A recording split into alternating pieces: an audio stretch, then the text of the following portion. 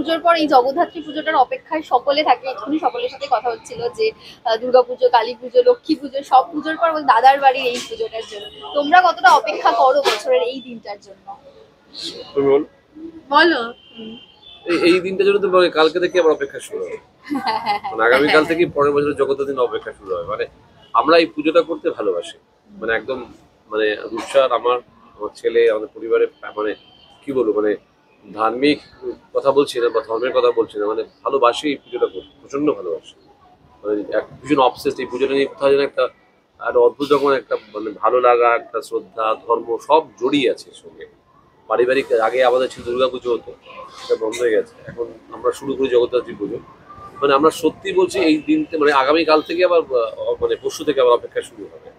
কারণ এই একদিনের তোড়জোড় তো, মানে ইচ্ছা ছিল দুর্গাপুজোই করবো, বহুদিন থেকে আমাদের আলোচনা চলছিল যে দুর্গাপুজো করবো, কিন্তু 4 দিন ধরে করার থেকে একদিনে 4 দিনের পুজো করাটা আমার মনে হয় সব রকম মানে অনুষ্ঠানটাও পালন করা হলো, সেই মজাটাও হলো, এবং জগদ্ধাত্রী পুজো মানে তো আদি দুর্গা, তো জগদ্ধাত্রী মা জগদ্ধাত্রী, সেটাও হলো।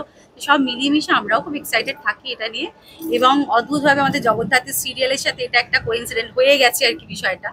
তো আজকেও কিন্তু Jagaddhatri Bengal topper 5th time, মানে এটা অবিশ্বাস্য, মায়ের আশীর্বাদ যে উনি চেয়েছেন বলে 3.5 বছর পর একটা সিরিয়াল বেঙ্গল টপার হতে পারে, এটা আনবিলিভেবল। তো অবভিয়াসলি দাদার ভদ্রলোক অবশ্যই মা সরস্বতীর কলমে সবসময় থাকুন, আশীর্বাদ করুন, এবং তার সাথে তো আমার টেকনিশিয়ান বলো, আমার আর্টিস্ট টিম বলো, পুরো টিমটাই রয়েছে, তাদের এফার্ট আছে, সব মিলিয়ে আজকের দিনটা আমাদের জন্য সত্যি খুব স্পেশাল।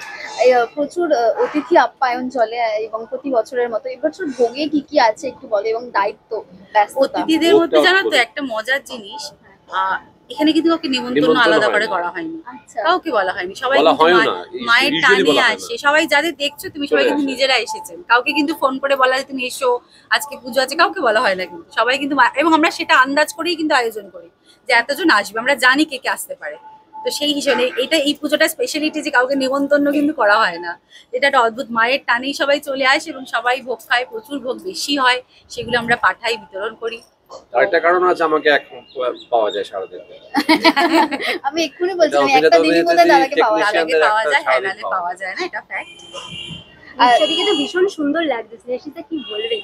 সুন্দর লাগছে, একটু তাকিয়ে বলো, কমপ্লিমেন্ট দেয়া শুনছি এত বছর বাদে আলাদা করে অনেকবার বলেছি না দেখতে ভালো, তবেই তো বিয়ে করেছি।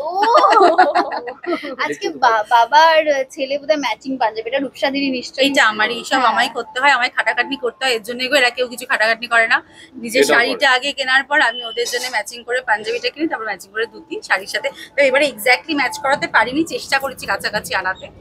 তো আমার প্রচুর খাটনি, জায়গাতে ভুলভাল জিনিসে খাটনি বেশি হয় আমার। এরা কিচ্ছু করবে না, যা দিলে পড়লাম, না হলে কোনো চাপ নেই। এই দায়িত্বগুলো বোধহয় রূপসাদিনী। হ্যাঁ, পুরো সাজানোর ব্যাপারটা রূপসা।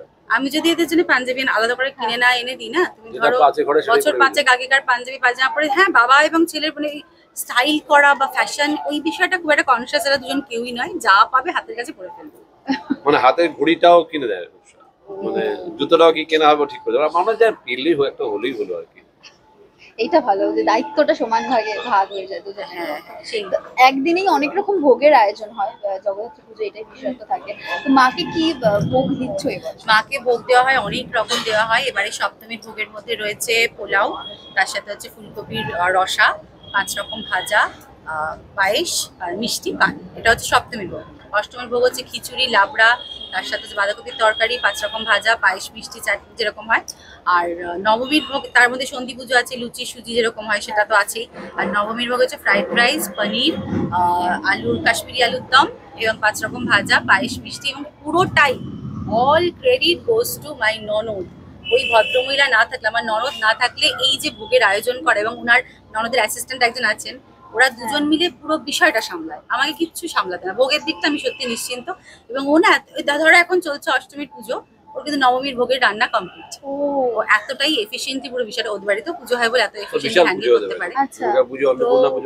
ও না দায়িত্ব নেয় বলে আমার ওই দিকটাই পুরো নিশ্চিন্ত, মানে ভোগের দিকটা ও দায়িত্ব নিয়ে না, আর এদিকটা আমি, মিলেমিশে খুব সুন্দর করে আমাদের পুজোটা হয়। একদিনের ঝামেলা হয়, একদিনের ঝামেলা বলবো না, কালকের দিনটাও আছে, একদিনের উৎসব, কিন্তু হ্যাঁ তাড়াহুড়োর মধ্যে কখন দিনটা কেটে যায় টেরও পাই না।